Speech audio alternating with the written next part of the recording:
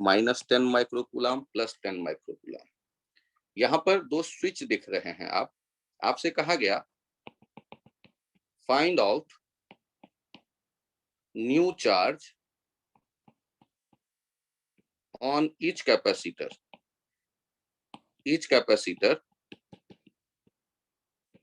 when both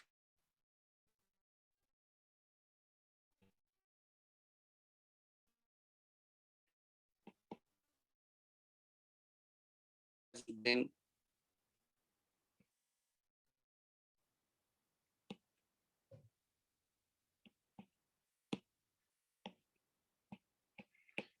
switch बंद कर देंगे तो नया चार्ज कहाँ कितना होगा ये हमें पता करना है। चार्ज का यहाँ जो रिडिस्ट्रीब्यूशन होगा वो थोड़ा सा अलग है पहले जो हमने देखा था। और वो अलग क्या है कि यहाँ जो तीनों हैं, जब ये S1 S2 क्लोज कर देंगे उसके बाद कहाँ कितना चार्ज होगा, पहले से जो चार्ज है वो आपको दिख रहा है। तो जब आप इसे सॉल्व करने की सोचेंगे तो पहले तो इसे नोट कर लीजिए कॉपी पे।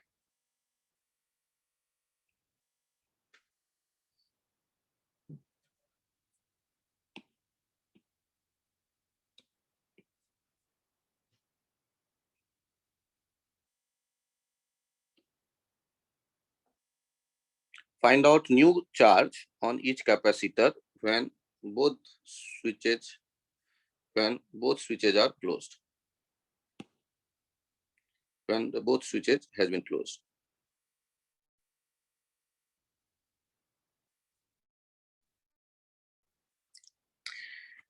आप सॉल्व करते वक्त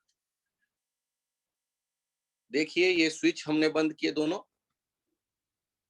और सोचिए कि एक चार्ज इस लूप में कबड्डी खेलेगा और वो चार्ज कौन सा है, एक्स। ध्यान से देखिएगा, मैंने डायरेक्शन कोई भी मान लिया, जैसे मैंने एंटी क्लॉकवाइज मान लिया।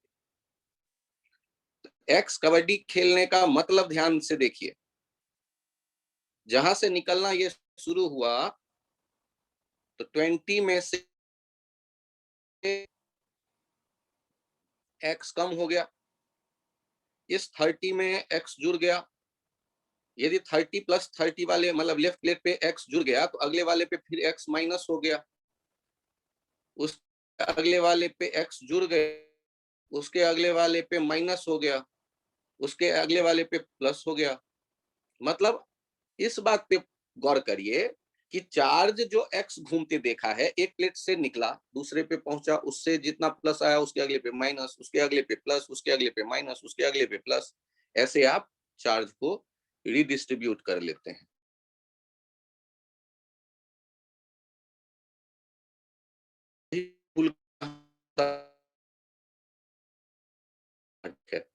आपको पोटेंशियल डिफरेंस लिखने के लिए दोनों प्लेट के चार्ज की आवश्यकता नहीं है, किसी एक प्लेट का चार्ज लिख लें उससे भी काम चल जाएगा, प्लस जितना होता है उतना। तो देखिए सॉरी माइक्रोफैराड सर आपकी आवाज नहीं आ रही।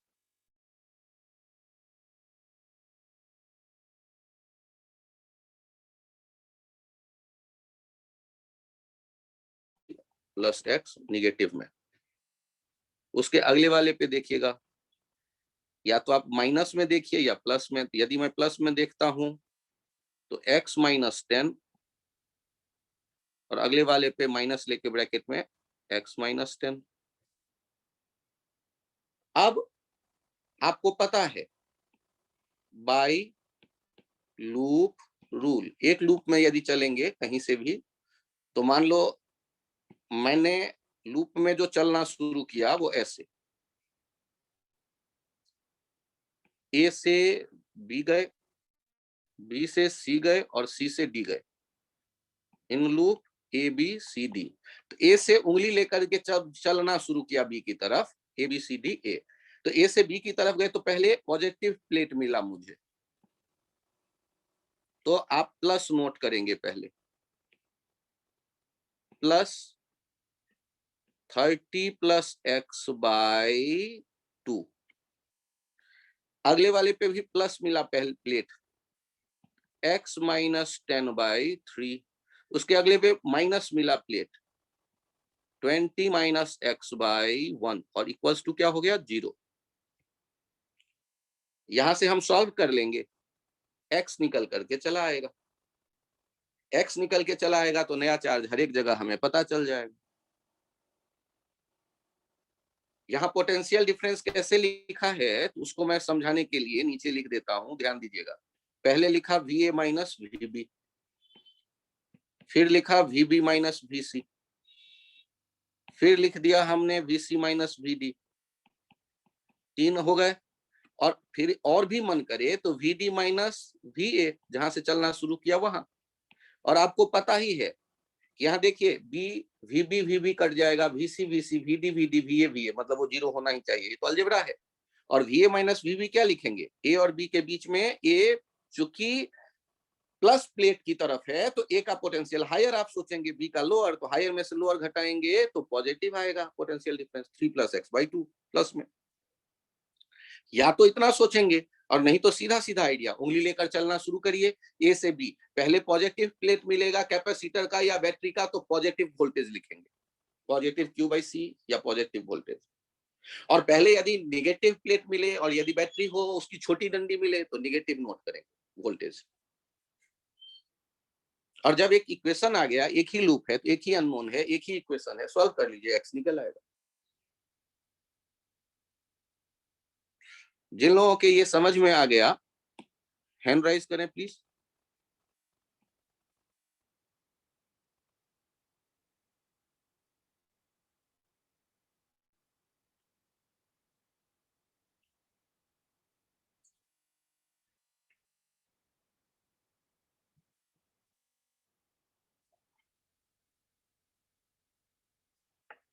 आर्यन, अंश, देवांश, विशाल, पार्थ।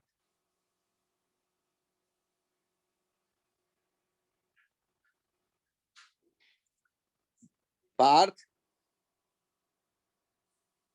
अच्छा माइक नहीं काम कर रहा। विशाल,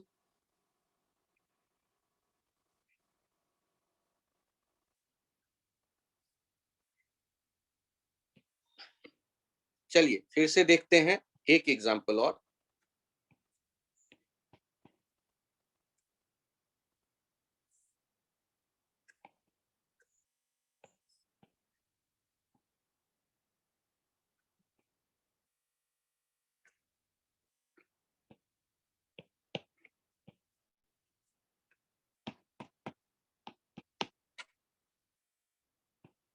to microfarad, 1 microfarad, 3 microfarad, 2 microfarad,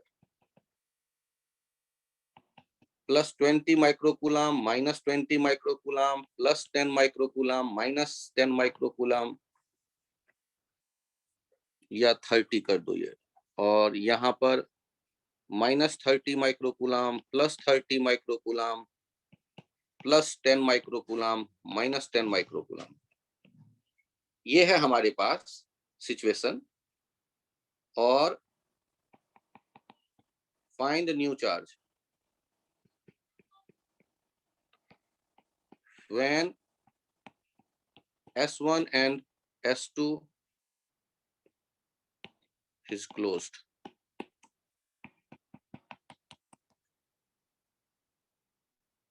S1 S2 को जब क्लोज करेंगे तो नया चार्ज हमें पता करना है।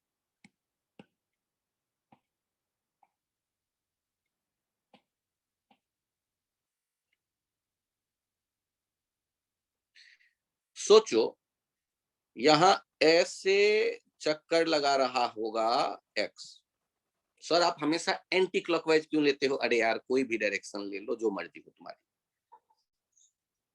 तो ध्यान से देखना, 20 जो ऊपर वाला है लेफ्ट साइड का प्लेट, वहां से X निकल गया, अगले वाले पे X प्लस में पहुंचा, अगले वाले से माइनस, फिर अगले पे प्लस, फिर ये माइनस, फिर ये प्लस, फिर ये माइनस, फिर ये प्लस। आपने मान लो यहां से निकलते देखा ना X, तो वहां क्या कर दिया आपने? कम। और यहाँ पहुंच रहा है तो x जुड़ गया, अगले वाले पे इंड्यूस्ड होगा उतना ही माइनस, उसके अगले वाले पे प्लस, फिर माइनस, फिर प्लस, फिर माइनस, ये प्लस माइनस ऐसे करते जाते हैं। और यहाँ हम नाम दे देते हैं ए बी सी डी ई ए। तो सॉल्व करते वक्त यहाँ आ जाते हैं by loop rule in loop A B C D E A. अब ए से चलना शुरू करते हैं, पहले पॉजिटिव प्लेट मिल रहा है x माइनस 10 के हिसाब से बाई 3, अगला वाला भी पॉजिटिव मैंने माना 30 प्लस एक्स बाई 2, उसके अगला वाला भी मैंने पॉजिटिव ही मान लिया। सर ऐसे कैसे मान सकते हो, देखो ना x माइनस 30 बाई 1, अगला वाला भी पॉजिटिव मैंने मान लिया x minus 20 by 2 equals to 0। Solve कर लीजिए, x जो अननोन है वो निकल करके चला आना चाहिए।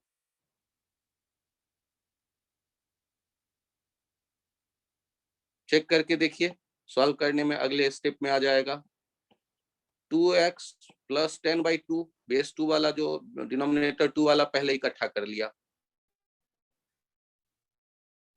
Plus x minus 10 by 3 plus x minus 30 equals to 0 by 1।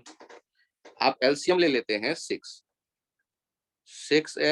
Plus 30 plus 2x minus 20 plus 6x minus 180 by 6 equals to 0। 14x minus 170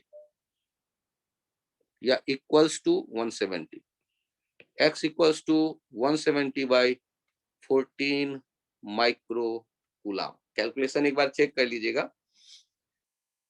लिखते वक्त हमें क्या करना है, फिर मैं याद दिलाऊं, लूप रूल आप सोच रहे हैं ना, तो लूप में आप कोई एक्स चार्ज घुमा दिया को कैसे फील करो, कहीं एक कॉर्नर से आप आते हुए दिखा रहे हैं, तो जिस प्लेट से निकला वहां पर एक्स कम हो गया, अगले वाले पे पहुंचेगा तो प्लस एक्स, उसके अगले पे माइनस एक्स, फिर plus x minus x plus x minus x करते चले जाइए।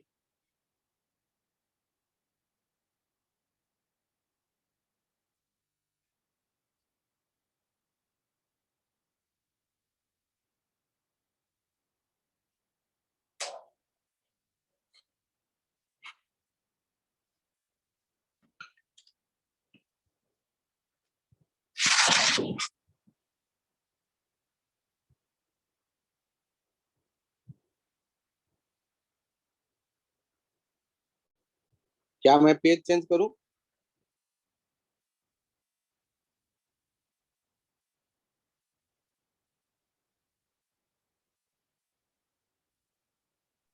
Yes sir.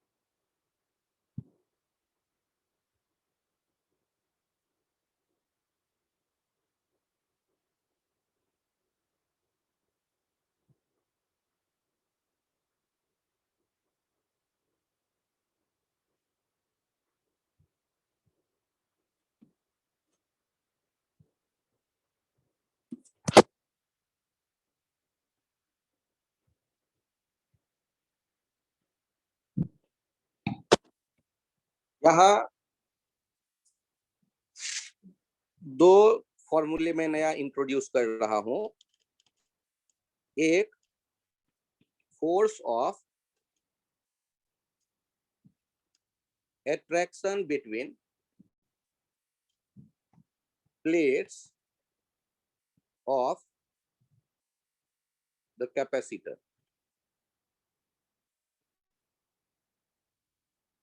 ध्यान से देखिए, कैपेसिटेंस C, ये प्लस Q और ये माइनस Q है। ये तो एक ही याद ही है, चार्ज डिस्ट्रीब्यूशन कैसा होगा, इधर इधर 0, टोटल चार्ज बाय 2, और आमने सामने प्लस Q माइनस Q होता है हमेशा। अब यहां पर आप ये सोचिए, to get the force, think about the presence of charge minus Q in electric field due to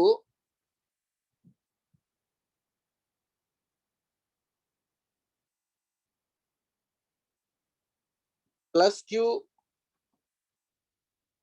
distributed on the plate.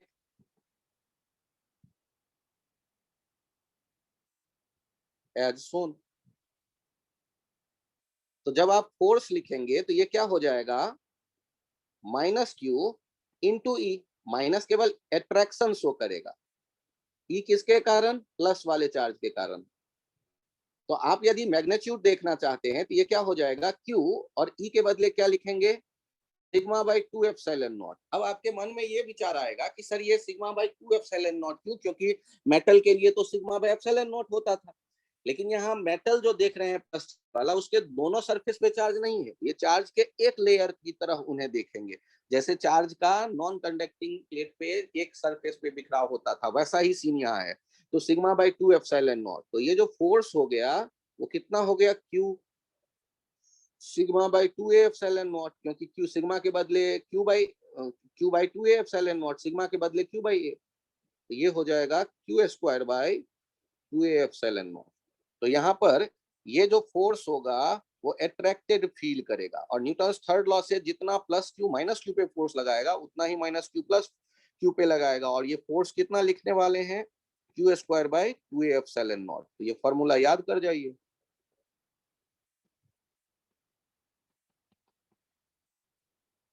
फिर से सोचिए, चार्ज प्लेट है क्यू वाला, उसके एक सरफेस पे चार्ज है, इसका मतलब ये चार्ज का एक लेयर हुआ, उसके कारण इलेक्ट्रिक फील्ड, तो उसके कारण जो इलेक्ट्रिक फील्ड बनता वो ऐसा इलेक्ट्रिक फील्ड होता प्लस वाले के कारण, और उसमें माइनस मौजूद है, तो माइनस मौजूद है तो माइनस पे जो फोर्स लगेगा वो फोर्स ऑफ एट्रैक्शन आप फील कर लो, ये फोर्स ऑफ एट्रैक्शन, ये सारे काले वाले मिल करके फोर्स ऑफ एट्रैक्शन बन जाता है एफ।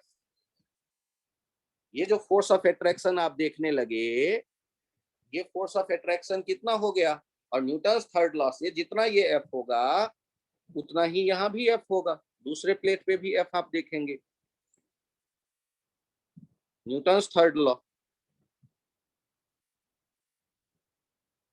आप तो एक एफ लिख करके रिलैक्स करिए, न्यूटन्स थर्ड लॉ से दूसरे प्लेट पे भी वही एफ होगा,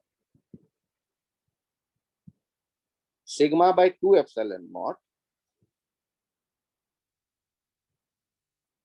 और ये हो गया electric field into Q, minus Q मतलब एट्रैक्टिव होगा उसका फोर्स, तो मॉड ले लिया मैंने मैग्नीट्यूड, और आपको पता है ये प्लस और माइनस है तो अट्रैक्शन तो होगा ही, यदि क्यू बढ़ेगा तो फोर्स ऑफ अट्रैक्शन बढ़ जाएगा, क्यू घटेगा फोर्स ऑफ अट्रैक्शन कम हो जाएगा, क्यू यदि सेम है तो इस डिस्टेंस पे ये फोर्स ऑफ अट्रैक्शन डिपेंड नहीं करेगा, क्योंकि इलेक्ट्रिक फील्ड यूनिफॉर्म होता है इनफाइनाइट चार्ज प्लेट का।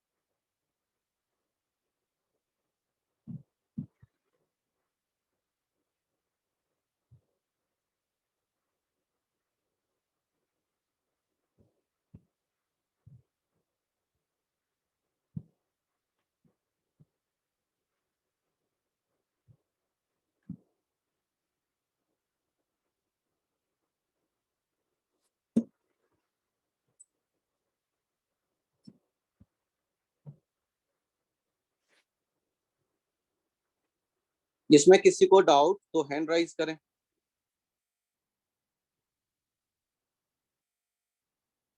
जिन जिन के समझ में आ गया अब वो हैंड राइज कर दें।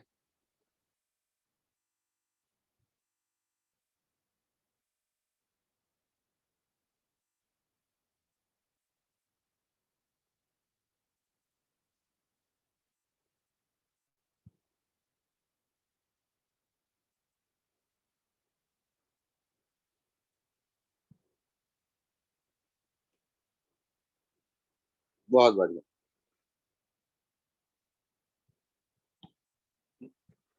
नेक्स्ट पॉइंट यहाँ चेक करिए, मैं बताना चाह रहा था आज।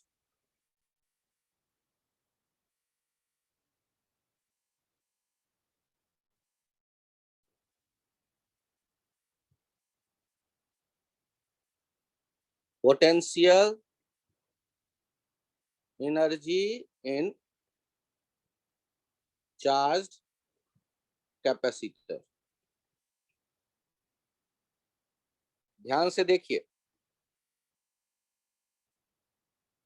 पोटेंशियल एनर्जी हम लोग इलेक्ट्रोस्टैटिक कैसे सोचते थे, तो सिस्टम बनाने में जो वर्क करना पड़ रहा है मिनिमम इलेक्ट्रिक फील्ड के अगेंस्ट। ध्यान से देखिए, डीक्यू चार्ज लेफ्ट प्लेट से राइट प्लेट पे लाते हैं और ये प्रोसेस दोहराते जाते हैं। एक समय ऐसा आता है जब यहां पर प्लस क्यू चार्ज ऑलरेडी है और यहाँ माइनस क्यू चार्ज है। फिर से आप डी क्यू लाते हैं, इसमें जो वर्क डन करना पड़ा मिनिमम एक्सटर्नल एजेंट को, ये वर्क डन कैसे पता चलेगा? तो वर्क डन एक्सटर्नल एजेंट का होगा D Q into V positive plate minus V negative plate,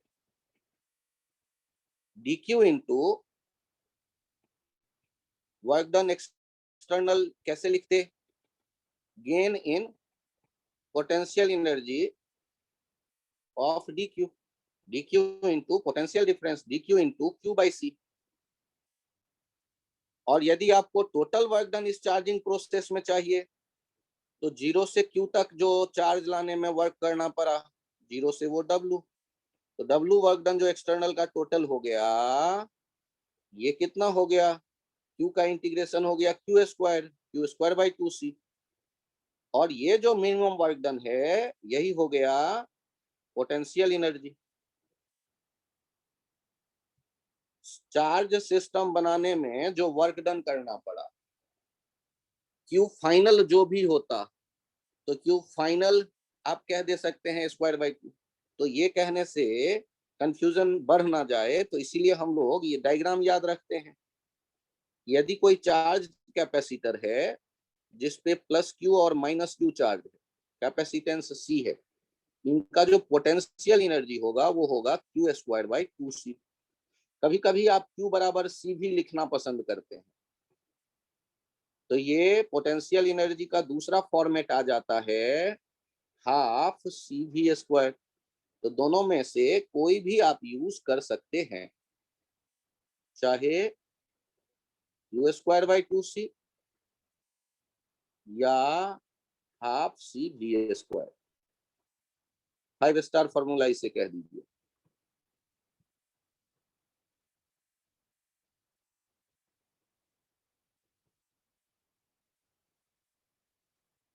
क्या किया है हमने? डी क्यू को लाया, उस समय सोच रहे हैं जिस समय ऑलरेडी पहले से एक प्लेट पे प्लस क्यू है और एक प्लेट पे माइनस क्यू। तो आपको पता है प्लस क्यू वाला हायर पोटेंशियल, तो लोअर पोटेंशियल से हायर पोटेंशियल पे जब लाएंगे पॉजिटिव चार्ज को तो हमें वर्क करना पड़ेगा इलेक्ट्रिक फील्ड के अगेंस्ट, क्योंकि डी क्यू अपने आप तो आना चाहेगा नहीं, हमें खींच के लाना पड़ेगा। तो वो जो वर्क डन हुआ हमारा वही जमा हो गया पोटेंशियल के फॉर्म में।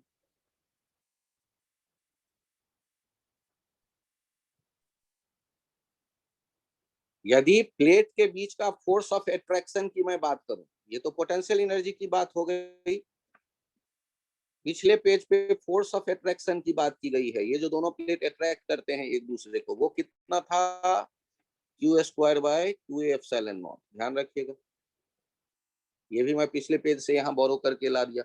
सर ये आया कहाँ से था, तो आपने इलेक्ट्रिक फील्ड देखा था, माइनस क्यू पर वो जो इलेक्ट्रिक फील्ड था वो था sigma bye 2 epsilon not plus के कारण, और यही हो गया था Q square by 2a epsilon not, क्योंकि सिग्मा आप लिख देते थे। और ये माइनस साइन बताता है ये अट्रैक्टिव नेचर का है, ये अट्रैक्शन होगा। माइनस साइन केवल ये बताता है। एक पोटेंशियल एनर्जी का फॉर्मूला आ गया आपके पास, क्यू स्क्वायर बाय 2c, और एक हाफ सी भी स्क्वायर। दूसरा है फॉर्मूला ये पोटेंशियल एनर्जी के लिए,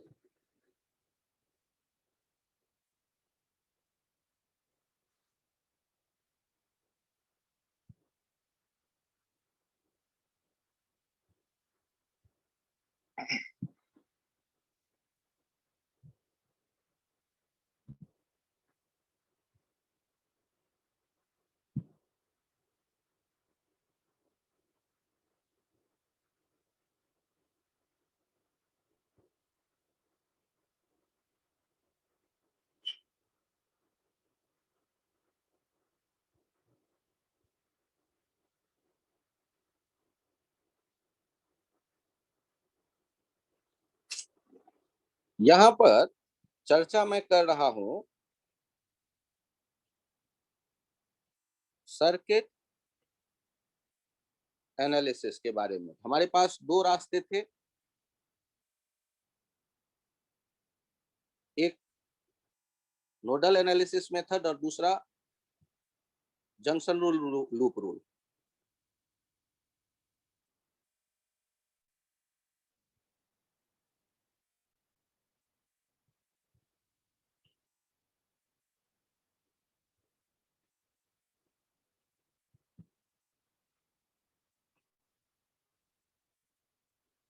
इन दोनों की हमने चर्चा की। अब यहाँ मैं बता रहा हूं आपको डिफरेंट टाइप ऑफ सर्किट्स। उसमें पहला है जैसे सिंपल, सीरीज एंड पैरेलल। तो सिंपल, सीरीज एंड पैरेलल देख लीजिए एक बार।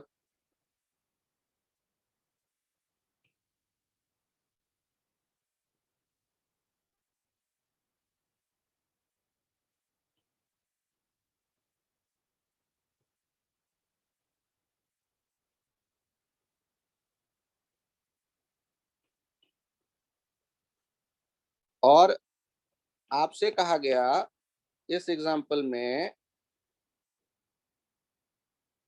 फाइंड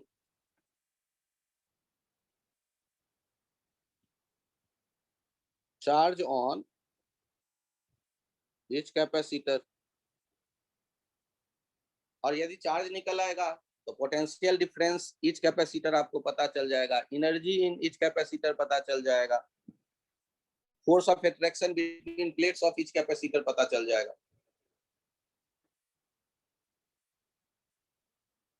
यहाँ सॉल्व करते वक्त क्या आपके दिमाग में आ रहा है,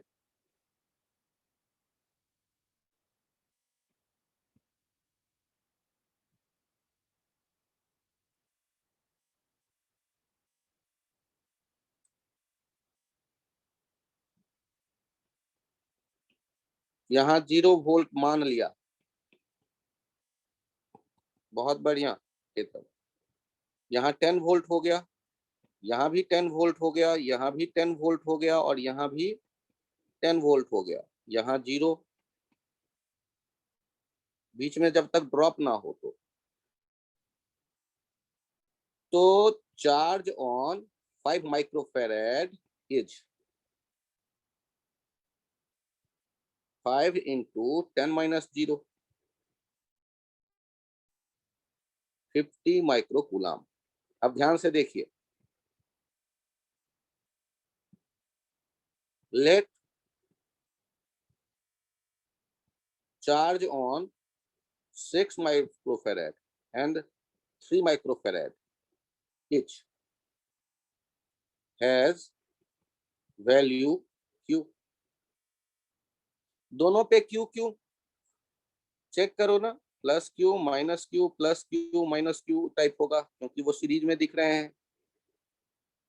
q equals to C effective into V, 6 into 3/6 plus 3 into 10-0।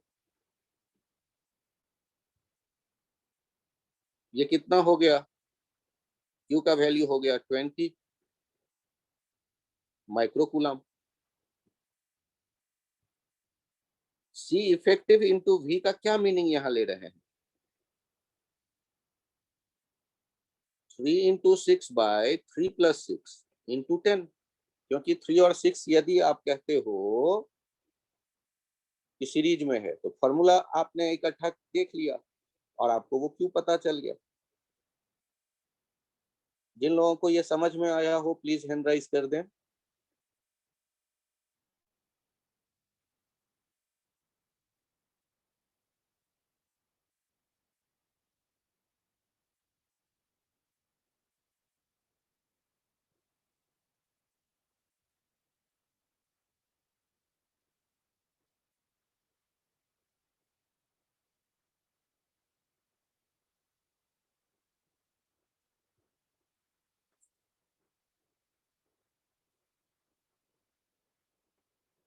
Sir एक बार लास्ट को दिखा दो please. Thank you sir.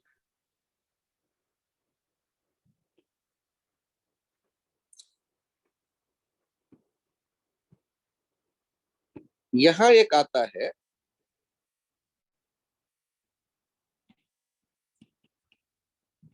Balanced Wheatstone bridge. ये क्या कहता है? ये 5 कैपेसिटर का सेट होता है, पहले तो ये ध्यान रखिएगा।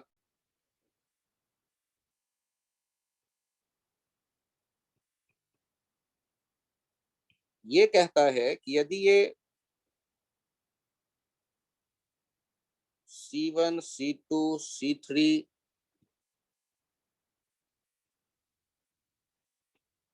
C4 C5,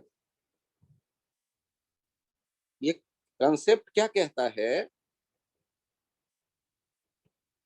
कि if C1/C2 equals to C3/C4, then charge on C5 will be 0। Hence, यदि इसको m कह दूं और ये n कह दूं, तो Vm माइनस पोटेंशियल Vn0, या Vm और Vn एक जैसे पोटेंशियल पे होंगे, ये ध्यान रखिए। और इससे ये निष्कर्ष निकालते हैं, hence there is no need of C5 in circuit।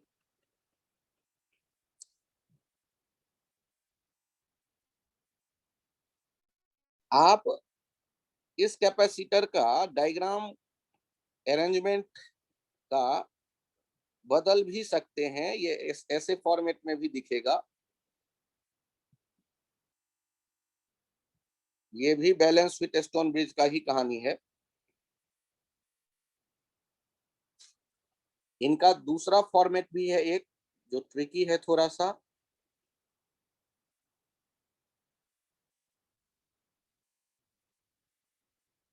तीन एक लाइन में रहता है,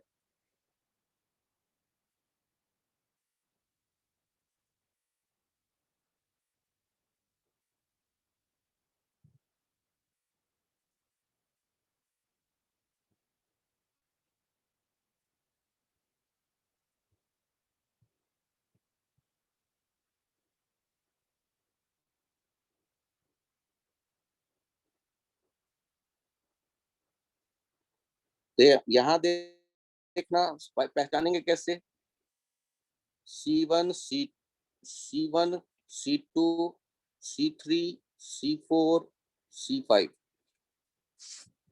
ये सारे, ये जो तीनों डायग्राम है इसमें आप C1 C2 C3 C4 C5 को पहचान लेंगे तो क्या होता है, C5 को सर्किट से आप जब चाहें हटा देते हैं।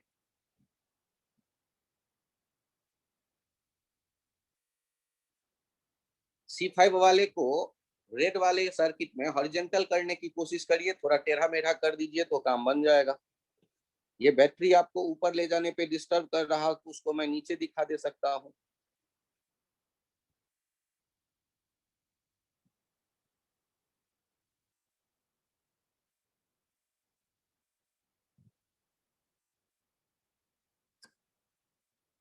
वो देखिएगा वही आ जाएगा, जो बगल में रेड वाला सर्किट है उसी में C5 को हॉरिजॉन्टल करने की कोशिश करिए तो ये बगल वाला डायग्राम दिख जाएगा।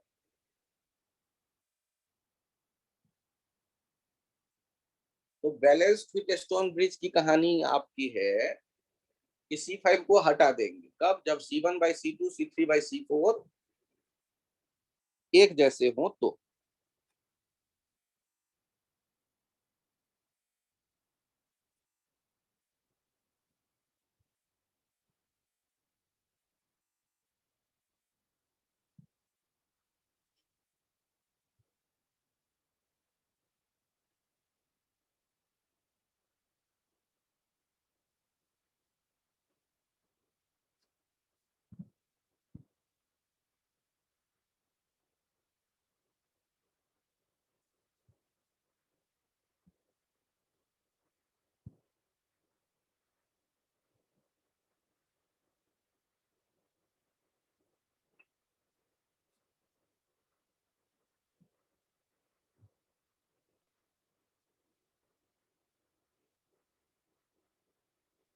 ये आइडिया जिनको पसंद आ गया वो हैंड राइज कर दें प्लीज।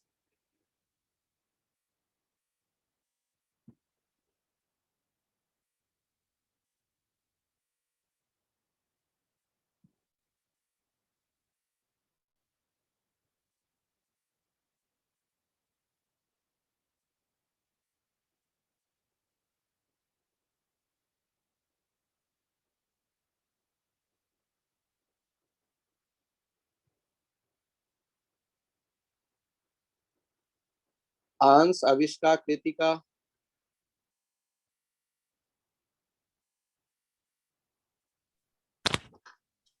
सर एक बार वो जो नीचे वाला सर्किट है सर, ब्लैक वाला, एक बार वो बताना प्लीज। कितने कैपेसिटर हैं गिनती करो। सर 5 है। बगल वाले जो रेड वाला है उसमें कितने हैं। सर उसमें भी 5 है। तो बस उसी में C5 वाले को हॉरिजॉन्टल कर देंगे, टेढ़ा कर देंगे खींच खाच के, तो ये आ जाएगा बगल वाला। इसे आप अगले पेज पे भी बनाना सीख लो। यदि 1 2 3 एक लाइन पे आ गए, एक ये और एक ये, इनको यदि मैं इस पॉइंट को M कह दूं और इस पॉइंट को N,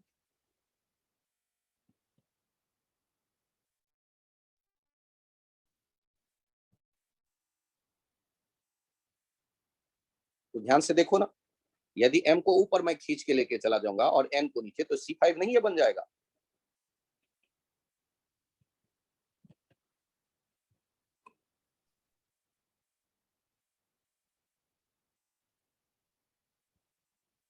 यस सर। M वाले पॉइंट को थोड़ा ऊपर ले जाओ, N को यहीं छोड़ दो। क्या इसी से ये डायग्राम नहीं बन जाएगा। M यहां तुमने ले लिया,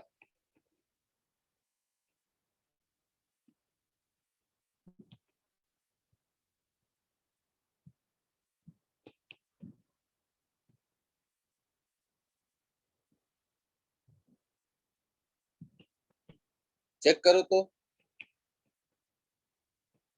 ये वही डायग्राम बन गया या नहीं बन गया। M को यदि ऊपर शिफ्ट कर देते हो तो ये चेक करो।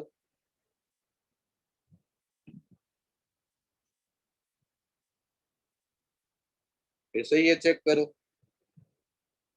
और यदि फाइनली तुम्हारे समझ में ना आए तो इस डायग्राम को अलग से दिमाग में जगह दे दो, ये और ये रेशियो एक जैसे होंगे। अच्छा सोचो, यदि मैं C5 को हटा देता हूं तो तुम्हारे पास जो सर्किट बचा यहाँ पे, बताओ तो कौन से किसके साथ सीरीज में हो गया?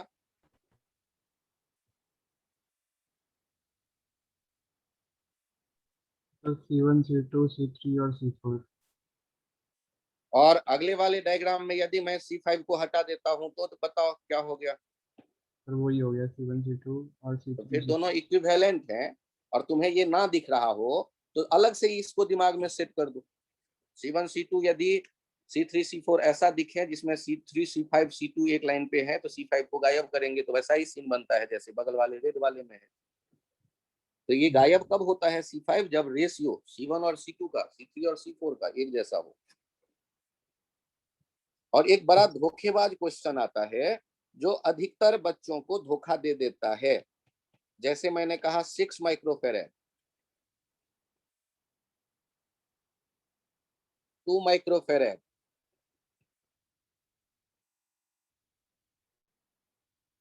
3 माइक्रोफेरेड, 2 माइक्रोफेरेड। अब यहाँ यदि मैंने ऐसे अटैच कर दिया दो वायर, क्या ये भी बैलेंस विद स्टोन ब्रिज है? No sir. Find effective capacitance between A and B. इसके दो केसेस हो सकते हैं, या तो यहां मैं कैपेसिटर दे दूं,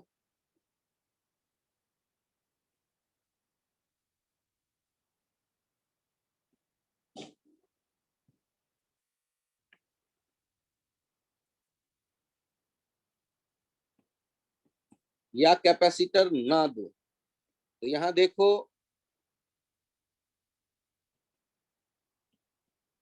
अभी बताओ इफेक्टिव कैपेसिटेंस, क्या ये बैलेंस विद स्टोन ब्रिज है या नहीं? सर है अब। Yes sir. तो अभी तो है, अभी तो है। तो CAB कैसे लिखोगे आप? 2 और 2 सीरीज में है, 2 इंटू 2/2+2, और 6 और 6 सीरीज में है, 6 इंटू 6/6+6, और ये गायब कर दिया हमने, बैलेंस विद स्टोन ब्रिज।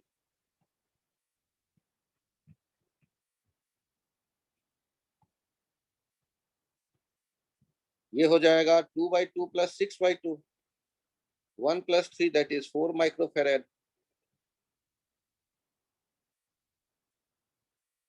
आपको यदि रेशियो सेम दिखे, 5 में 2 के पेयर में 4 के, और एक पांचवा गायब कर देते हैं, फिर C1 C2 C3 C4, और ये हो गया C5। आपको जब 5 कैपेसिटर मिले तो बैलेंस विद स्टोन ब्रिज आपके दिमाग में आना ही चाहिए। और जैसे ही ये 3 हटाएंगे, ऊपर वाले दोनों 2 और 2 सीरीज में हो जाएंगे, नीचे 6 और 6 पैरेलल में हो जाएंगे, सीरीज में हो जाएंगे, और आपस में वो पैरेलल में हो जाएंगे। पैरेलल में C1 प्लस C2 कह देते हैं, मतलब वो C प्लस C डैश कह देते हैं पैरेलल में।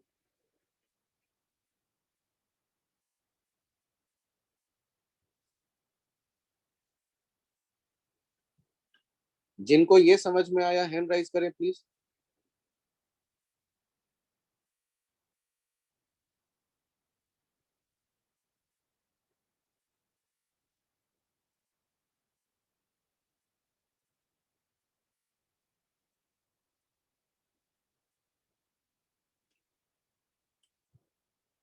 इन्हीं को फिर से समझना हो तो बताएं मुझे बोलकर। सर दोबारा समझा दूं। कितने कैपेसिटर देख रहे हैं आप यहाँ पे? 5। 5 कैपेसिटर होने पर दिमाग में किस बात की घंटी बजनी चाहिए?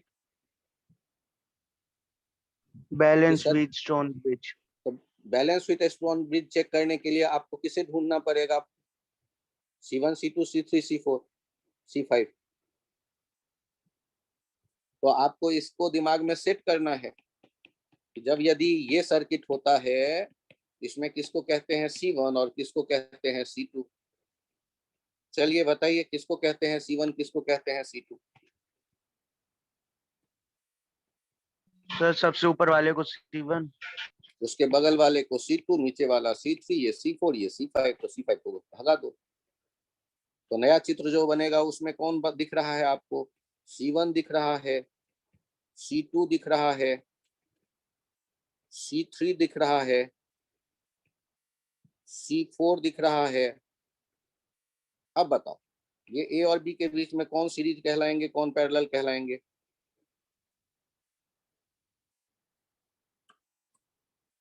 सर सीरीज में C1 एंड C2, दूसरा C3 एंड C4 आपस में वो क्या है? पैरेलल। अब पिछले वाले पेज पे वापस आओ, देखो तो इसमें कौन कौन सीरीज और कौन कौन पैरेलल? सर 2 यूनिफेरेड और 2 यूनिफेरेड। और पैरेलल, और दूसरा कौन सा सीरीज में? 6 एंड 6 और आपस में वो क्या है? पैरेलल। इफेक्टिव देखो, अब समझ में आया? Okay sir. मैं पेज चेंज करूं? Yes sir.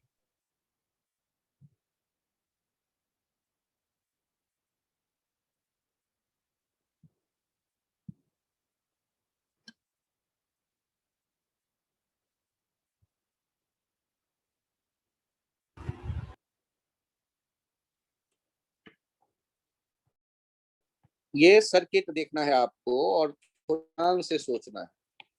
1 microfarad, 2 microfarad, 3 microfarad. यहाँ ए है और यहाँ बी है। फाइंड ए और बी के बीच में इफेक्टिव कैपेसिटेंस CAB। तो ध्यान से देखिए इसे कैसे सोचा जाएगा। यहाँ VA पोटेंशियल, तो यहाँ भी VA पोटेंशियल, और यहाँ भी VA, यहाँ भी VA, और यहाँ भी VA। यदि ये VB है तो यहाँ भी VB, यहाँ भी VB, यहाँ भी VB, और यहाँ भी VB। अब बताओ तो 1 माइक्रोफेरेड के क्रॉस, 2 माइक्रोफेरेड के क्रॉस, 3 माइक्रोफेरेड के क्रॉस पोटेंशियल डिफरेंस कितना है? अलग अलग या एक जैसा?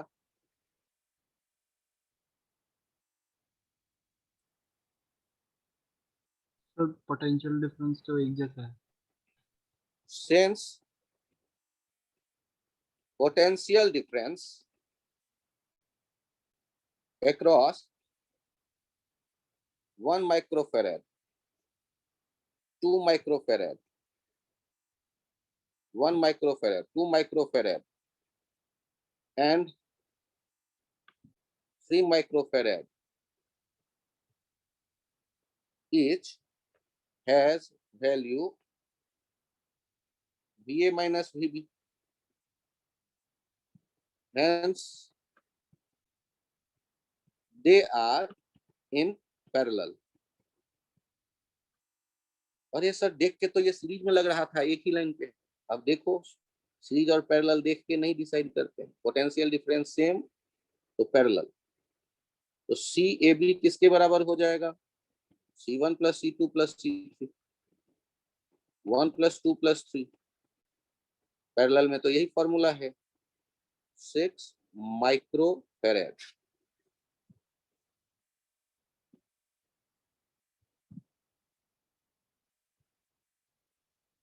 जिन लोगों के ये समझ में आया हैंड राइज कर दें तो प्लीज। ये बैलेंस स्वीट स्टोन ब्रिज यहाँ आपको नहीं सोचना था क्योंकि 3 ही कैपेसिटर थे। यहाँ पर सीरीज पैरेलल देखना था हमें, सिंपल सीरीज पैरेलल, और हमें वो दिख गया कि तीनों पैरेलल में। बहुत बढ़िया।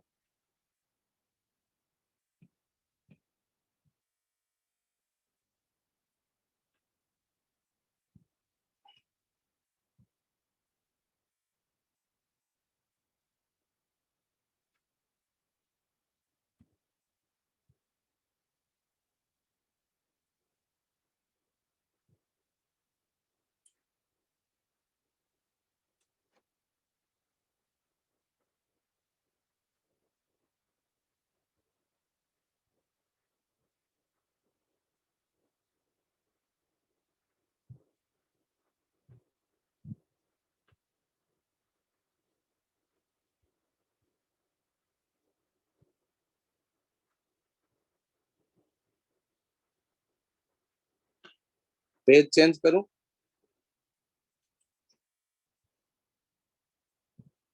Yes sir.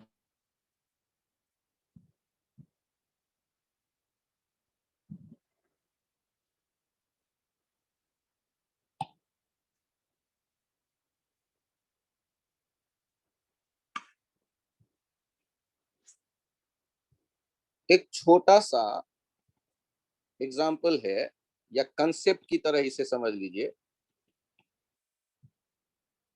कि जब आपको ये 15 वोल्ट दिया गया है और ये 1 माइक्रोफेरेड और ये 2 माइक्रोफेरेड, आपसे कोई कहे कि यहाँ पोटेंशियल डिफरेंस बताओ V1 एंड V2, 1 माइक्रोफेरेड और 2 माइक्रोफेरेड के अक्रॉस, तो मैं तुरंत लिख सकता हूं कैसे? तो ध्यान से देखिए, in series Q will be same and V equals to Q by C implies that V proportional to 1 by C. Hence V1 लिखना हो तो C2 से लिखना शुरू करो, C2 upon C1 plus C2 into V। Check करो, यदि आप कहते हो ये C1 और ये C2, तो दोनों का जो पोटेंशियल डिफरेंस होता वो क्या लिखते आप? Q by C1 Q by C2, और दोनों का सम किसके बराबर होता? V1 प्लस V2 V के बराबर आ जाता। यहाँ जो V दिया गया है 15 वोल्ट,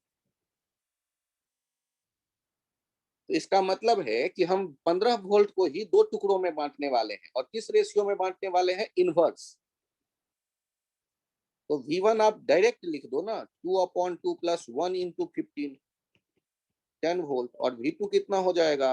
1/2 प्लस 1 इंटू 15, 5 वोल्ट, और वैसे भी 15 में से 10 हटा लेते तो 5 वोल्ट आता। जिनको ये रेशियो समझ में आ गया प्लीज हैंड राइज कर दे। तो सीरीज में कभी पोटेंशियल डिफरेंस लिखना हो तो डायरेक्ट आप ऐसे लिख सकते हैं चाहे तो।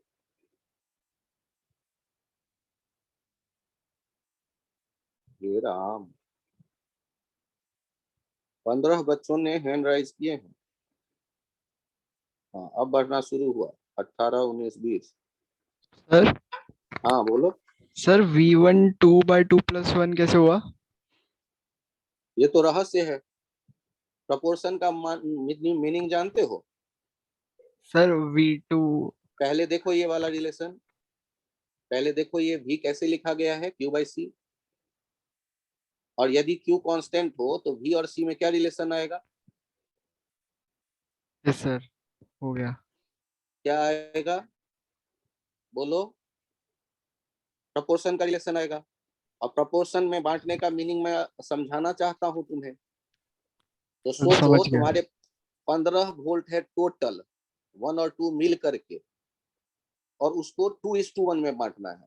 सर 1:2 में क्यों नहीं? अरे यार, इनवर्स का मतलब होता है अपोजिट वाला रेशियो, 2:1। ध्यान से देखो, मैथमेटिक्स में ये काम आप कम किए हो तो अब कर लो कि V1 प्लस V2 कितना है? 15, और V1 इज टू V2 कितना है? C2 is to C1, 2:1। अब बताओ V1 V2 को कैसे लिखा जाएगा? इन दोनों आइडिया को देख के बताओ, क्या ये लिखना समझ में आ रहा है अब? Yes sir. और ये इनवर्स रेशियो में क्यों हुआ, उसके लिए ये यहाँ पर ग्रीन कलर में मैं घेर रहा हूँ, वो आइडिया काम कर जाएगा। क्यू सेम होगा सीरीज में। Yes sir.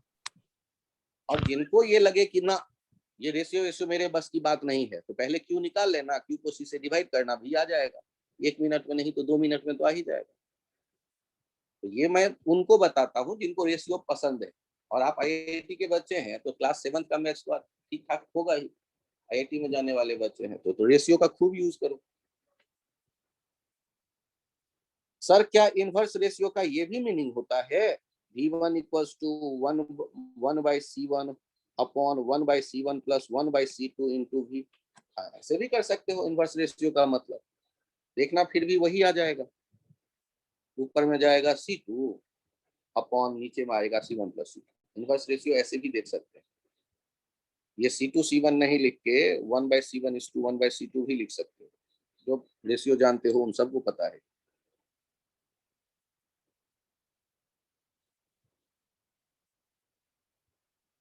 तो ये छोटा सा एक आइडिया दिया है, कंसेप्ट जो काम का है।